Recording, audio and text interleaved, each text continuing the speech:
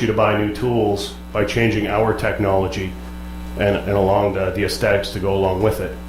Even this little guy, this is my favorite drill. I take it everywhere with me. It comes in a T handle as well. The nice thing with the C handle is you stay in line with what you're doing. So if you're using a smaller bit, you're staying in line, it won't bend over on you. The nice thing with this guy, as well as any one of our drills, if you could get it to spin at 1 RPM, you have full torque.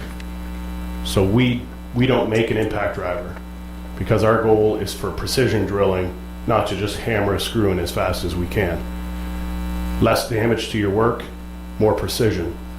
So this guy, for example, it's our smallest drill. It's only 10.8 amp. That's got a 2.3 amp hour battery. You can drive 800 1.5-inch screws on one charge with that guy. Impressive power for a little drill. In fact, I've put a 3/4 inch auger bit in the end of that and driven it 16 inches into a 4x4. All on a 10-point amp. So we do 18 volt, we do the whole line. We're also known for our track saw. I wish I had mine with me, but I had to lend it to Conestoga College for a demo event. But it's one of the keys to what we do.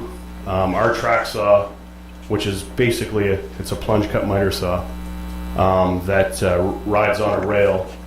For a lot of people, it replaces their table saw and what they're doing with a better cut. We're getting glue ready cuts with a circular saw on sheet materials, hardwoods. I make a lot of live edge furniture and I use it for everything. I don't have to joint my material after I cut it. I'm basically ready to join at that point. So it is pretty intense technology that we're dealing with, but it is it's something we hold near and dear to our hearts. We're not a marketing company that sells tools. We're a tool company. So you won't see the Festool vans driving around your neighborhood. You won't see any of that. We put everything into our tools. Does anyone have any questions at all? Anything they've seen? Yes, sir. So, what do you need? You have to buy a whole base thing and then all those tools connect to it. Can I just buy that one drill? Absolutely. You can buy any specific tool you want. If you were to buy,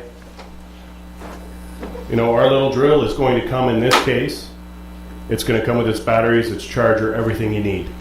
But once you get into the connectivity of our tools, you start to expand.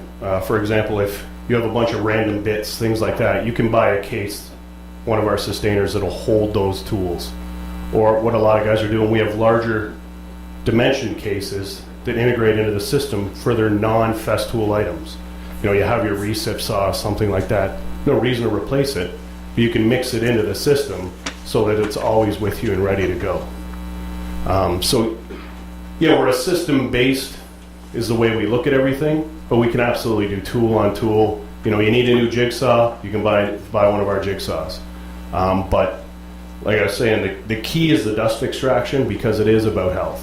It is about health and the safety of what you're doing, no matter what material it is. So that is the key to everything we do. Yeah. So the dust extraction, is it horsepower or? It's rated in CFM. It's a little more technology than say, for lack of a better term, your shop vac. We use constant CFM as our number. So these little guys, they're running at about 130 CFM as opposed to our larger units that are 136. It's basically negligible. But the technology that's inside of it goes well beyond that. You don't lose any suction until the bag is literally full.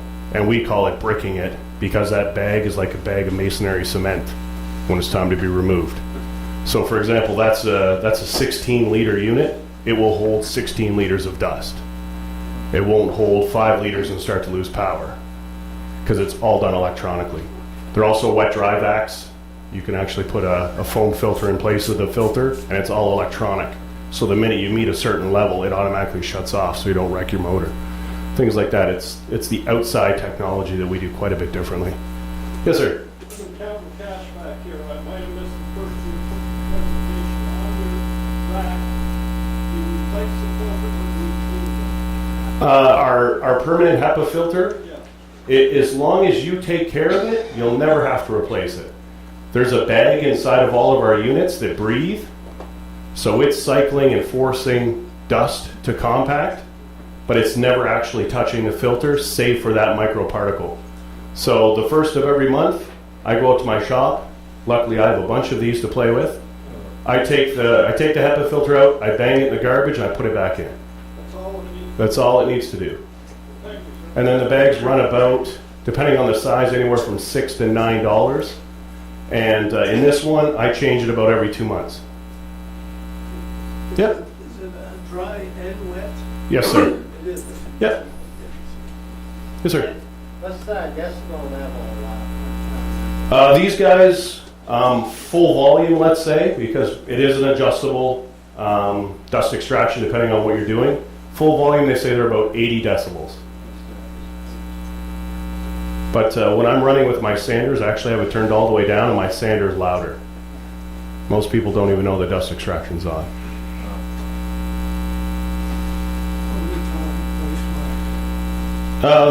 They basically, so by tub size, they go up about $60 per tub. So you're starting, this guy's about $660, and we go up to just under $1,000 depending on, like I say, depending on that size. Yeah.